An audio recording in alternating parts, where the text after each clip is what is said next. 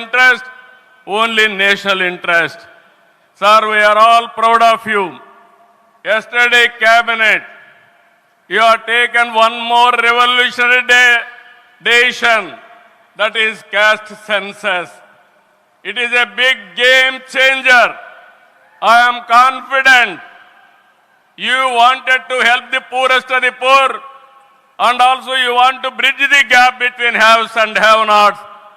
It is all possible only with you, with your public policies. I am very happy by announcing this. India is safe. India will become developed nation under his leadership. ఈ సందర్భంగా ఇక్కడికి వచ్చినప్పుడు మనందరం గుర్తుపెట్టుకోవాల్సింది 2024 ఎన్నికల్లో మీరందరూ ఓట్లు వేశారు.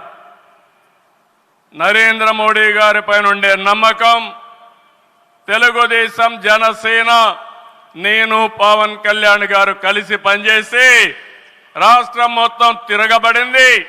94% హిట్ రేట్ వచ్చే పరిస్థితి వచ్చింది.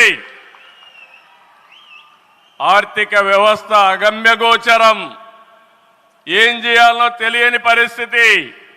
నేను 4వ సారి ముఖ్యమంత్రి, కానీ ఎటు చూసినా ఆఘాతమే. అలాంటి సందర్భంలో వెంటిలేటర్ పైన ఆర్థిక వ్యవస్థకి కేంద్రం, వ్యక్తిగతంగా నరేంద్ర మోడీ గారు ఆక్సిజన్ ఇచ్చారు. ఇప్పుడిప్పుడే రికవర్ అవుతున్నాం, వెంటిలేటర్ నుంచి బయట వచ్చాం.